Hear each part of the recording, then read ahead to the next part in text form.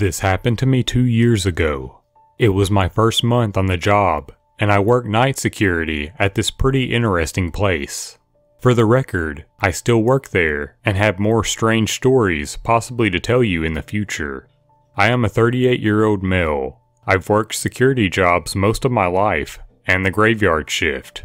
I was an event security guard for various well-known concert venues for years. So, I've seen my fair share of strange things and crazy people. In other words, I don't scare easily and hardly ever go into a panic mode when a crisis comes up. The place I currently work at is a resort-style apartment complex. To get the layout, there are 3 floors of apartments with 50 units on each floor. This place takes up 1 city block with a golf course in the back, indoor swimming pools, hot tubs, and a small movie theater. You name it, this place has it. Most of the residents are retired doctors, lawyers, and otherwise rich. There are some younger people that live here as well, stockbrokers and real estate agents, and so on. Some just use their apartment in the summer and leave as soon as the snow falls. It is located in a well-known tourist town in the United States. The building itself has 12 exits on the first floor. The doors are locked at 11 p.m. You can exit, but you can't get back in unless you go to the front of the building and ask to be buzzed in, or pick up the call box phone next to whatever exit you are at. It will ring the company cell phone, and I answer and can come let you in. The front lobby is set up much like a hotel, with sliding glass doors which I lock when I start my shift. In the middle of the building, on the first floor, there are 2 big slider doors, which I also lock. They lead to the private parking lot. The parking lot itself is gated, and you need a code to get in. This was midsummer, and while it's never really hot here, tonight was an exception. It was still very warm after the sun had set. I came in 10 minutes to 11 to start my shift. We have a routine to hand off the keys, event log, and phone to the next person on duty. Despite its size, I am the only security person here at night. My coworker, who was leaving, told me the side iron gates that led to the parking lot are open on one side because they are stuck. This is nothing new, and they often do get jammed. She told me the repair people would be in tomorrow sometime to fix them, but to just do some extra patrol out there tonight. This place sits across the road from a public park, and while the area is pretty decent, the park tends to breed druggies and homeless people at night, who sometimes like to try and wander on the property or cause trouble. My night started out as uneventful. As a security guard in this place, we only have pepper spray, a large flashlight, keys, and a company cell phone to call 911 if need be. We are told not to confront with bodily harm, nor can we detain anyone. We are simply eyes and ears to call the police if something comes up. Of course, you can defend yourself if you need to, but in all cases, if you are in danger, call the police is the company policy. Basically, I am to walk the grounds and floors for anyone suspicious, watch the cameras in the security office, which is in the lobby, and otherwise try to stay alert.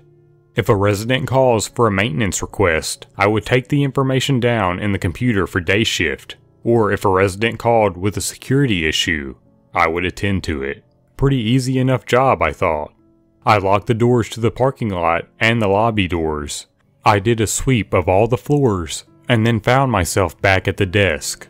It was really quiet, and it rolled around to 3 a.m. I had just sat down to eat my lunch when the company cell phone rang. The caller ID let me know it was from one of our outside call box phones. I picked it up and said, "Thanks for calling. This is Security Officer James. How can I help you?" All I heard was someone breathing heavy. I glanced at the cameras and could see the shadow of a figure standing just out of reach from the door and camera view. All I could see is the open call box and the metal cord from the phone. I again asked, "How can I help?" The man started to breathe heavier and laugh, then silence. It was one of those laughs you hear in a movie when the lunatic is about to do something terrible. I got up from my chair and started to walk out of the office and to the door he was at when it rang again. This time from call box number 2, which was further down. I quickly looked at the camera and seen this large figure in a hooded jacket. I knew this was strange as it was very warm outside. He was holding a black bag in his hands, but his back to the camera. "I'm coming for you and you're gonna die," this voice said in a raspy, deep tone. He hung up before I had the chance to say anything, then the phone rang again. This time I picked up, and before he could speak, I let him know the cops are on their way, and to leave the property now as he is on camera. He tried the doors and both were locked. This time, he was at yet another call box. This guy had to be running at top speed to make it to call box, as they are a good distance between the doors on the outside. "I can see you. Are you ready to die? The cops won't make it here in time," the guy said. I spoke loud and pretended like I was talking to another security officer and asked him to send 3 other security guards to such and such location and that the police are dispatched. The guy slammed the phone down loud against the call box receiver, and I watched him on camera take off into the darkness to the park area. I figured it scared him off. I was going to call the police, but honestly, the location of this place, it would have taken them at least 15 minutes to get here, and I figured this guy was just some tweaker from the park. I scanned the cameras and walked the back lot just to be sure no one was there. I had my pepper spray in my hands just in case, but no one was out there. I returned to my desk and wrote what happened in the incident log. About a half hour passed, I had finished lunch, and I was just about to do rounds when the phone rang again. This time, it was from an unknown number. I thought it would be a resident calling for a repair issue or something. I picked up and said my normal line. "Where are the cops? I don't see them, but I see you," the voice said. It was that guy again. I scanned the cameras and did not see anything. I went to the front door to look out, and there was nothing but darkness and a few front floodlights on. "I know you're alone, and you are going to die soon." I basically told him to get the hell out of here, and hung up. I called the non-emergency to 911 and let them know what was going on. The dispatcher said she would send out a car to check the area and make contact with me. Next thing I hear is a loud thud against the glass windows to the day manager's office, which sits across from the security room.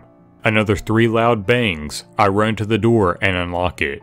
I pull up the shades and shine my flashlight through the window into the darkness. I catch the face of this hooded man. He looked to be about 40 with long stringy hair poking down and these wild eyes. He looked right at me and grinned before slamming his head into the window to try and break it.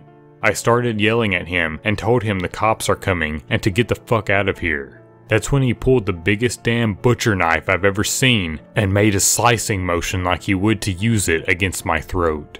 This guy was crazy and probably on drugs. He continued slamming his body against the glass trying to break it. He used his head to try and break the window, but managed to bust his head open. So the window now has blood all over it. I backed out of the office and locked the door to it. I then decided to wait for cops as this guy was out of control and my pepper spray wasn't going to stop him, and the last thing I wanted was to handle a bloody crazy person. He then ran to each call box and removed all the phones, which caused my company cell phone to ring and jam up the line. This guy had to be on meth or something because he ran as fast as I could imagine. I watched the camera and noticed to my horror the sliding door to the garage was open. Now, it was common for residents to go out to their cars and unlock the door themselves. It's just a sliding lock, like the kind in department stores. But this is the last thing I need, with this nut job running around. I sprinted across the building and took a shortcut through a couple banquet room to make it to the garage. As I was doing so, I saw that crazy guy running up the garage pathway. I slid that door as fast as I could and locked it before he got to the entryway. He then slammed his body into the glass, over and over, but the door did not move. I locked the second set of doors in case he got through the outside ones. He would at least be trapped or slow him down. I reached for my pepper spray, thinking maybe he would just leave. He started to laugh and howl. And then he held that knife up again, before running into the darkness of the parking garages. I called the cops on my personal cell phone to let them know that the man has a knife. The dispatcher told me the cops will be there shortly, and I let her know what happened. I made my way to the front again and locked myself in the security office. At least this place has no windows, and I could watch on camera. I heard another loud thud and bang, and realized he was at the front lobby doors trying to get in. I was hoping the cops would roll up at any minute, but they didn't. And while it probably didn't take them long, it felt like forever at this point. The guy was standing at the lobby doors with a knife in hand. He faced the camera, and by this time his hood had fallen back. He was bald-headed, with wild, long, crazy hair on the sides of his head. His eyes were huge, and I will never forget that grin on his face as he mouthed to the camera, "Die, die," while making stabbing motions with that knife. Blood running across his face from slamming into the glass. He then ran out into the darkness. About 5 minutes later, the cops show up. They sent one officer. He asked me what the guy looked like, and I told him I have camera footage. He drove through the area first and shined a spotlight. The cop returned to tell me he couldn't find anyone, and he had driven around the entire block and back area behind the golf course. I showed him the footage and printed out a picture from the camera. The cop said he didn't see any sign of the guy, and that he would patrol the area and to call back if he came again. It was now nearly 5 a.m. when the cop left. I waited until 6 a.m. when it was daylight and people were starting to get out and about before I walked around and hung up all the phones from the call boxes. This guy literally took all 12 phones off the hook. When my manager came in during the morning shift at 8 a.m., I told her what happened, and she said that they would keep an eye out and have a meeting to let everyone who worked here know and to be aware. They had an extra security guard on my shift for 2 weeks after, but the guy never returned. The cops never found the guy or who he was. So, crazy bloody guy with the knife, let's never meet again.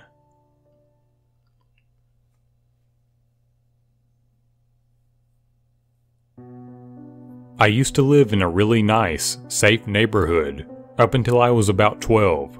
It was one of those really friendly, small areas where everyone knows everyone. So naturally, everyone kind of knew about the creepy family that lived on a corner in a rundown house. It was an elderly lady and her daughter.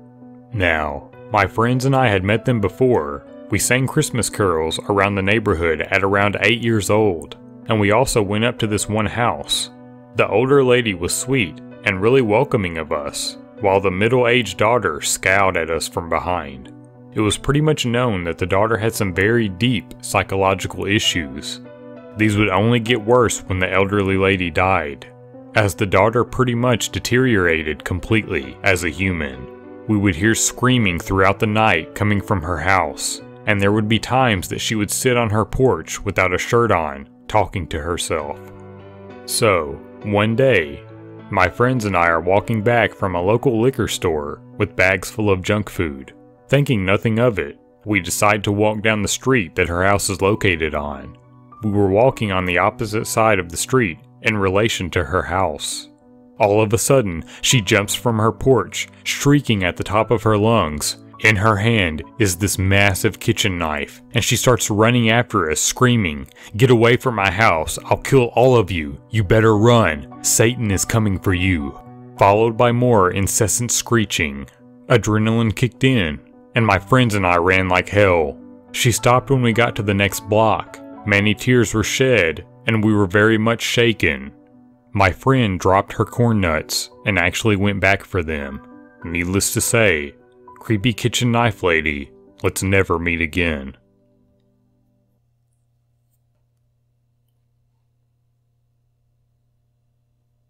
This happened a while ago when I had moved into my own place for the first time. My parents had lent me money for a place, so I decided to move into a duplex type house by myself. Anyway, after about a month of living there, I had got settled in and became quite friendly with my neighbors. One morning I went to the mailbox to get bills and stuff, and I noticed that someone had broken it open. The metal lock on the back looked like it was shimmied off or something like that. I looked inside, and the mail was there, but it was all opened and put back in their ripped envelopes. At the time, I didn't think much of it, and I was just pissed off. Jump forward a few days, and it's early in the morning. I had got up and was about to go to work. I opened my door to walk to my car, and realized I had forgotten my tablet. I walked back inside, leaving my front door wide open. I walked back to the front door to see a man in a hoodie standing outside my door. I dropped my stuff and let out a little squealing sound. I was more surprised than scared. He was outside my door at this point. All I could think to say was, "Hi." He didn't say anything. I picked up my stuff and walked towards the door to speak to him when I saw he was holding a black flip knife in his hand. I screamed as loud as I could and ran into my house, not looking back. I ran to the bathroom directly down the main hall of the house and locked myself in. It was a sliding door. I curled up on the floor and listened. I could hear him walking down my hallway. I just continued to scream as loud as I could. Here's the great thing about living in a duplex. My neighbors were a married couple in their early 60s who at the time were sitting down for breakfast. I didn't know at the time, but the husband was an ex-police officer. I'll switch over to what happened through the eyes of my neighbor from what I heard and what they tell me. Oh, and I'll call the ex-cop Bill. They were eating breakfast when they faintly heard me scream the first time when I saw him at the door. When I started screaming at the top of my lungs, Bill obviously thought something was wrong. He stuffed his gun under his belt just in case. You can see the bathroom from my front door, and remember that the front door is wide open. Bill arrived at my front door to see the guy with the knife in his hand and his face pressed up against the bathroom door. Bill draws his gun and screams, "I don't know who the hell you are, but drop the knife." I hear this through the door and I immediately feel a sense of relief, but also of adrenaline. Now, this is where I tell you that until you've heard gunshots in a confined space, you do not realize how loud they are. Apparently, the guy didn't take the hint from Bill and ran at him with the knife. 3 deafening shots rang out. "Stay in there for the time being." I recognized the voice immediately as Bill's. I was never more relieved in my life. Long story short, Bill got 3 near-perfect shots on the guy's shoulder, enough to stop him in his tracks. The police came within minutes and took the guy away in an ambulance. Apparently, he had been watching my house ever since I moved in and was a prior sex offender. So if it was not for my neighbors, I probably wouldn't be writing this right now.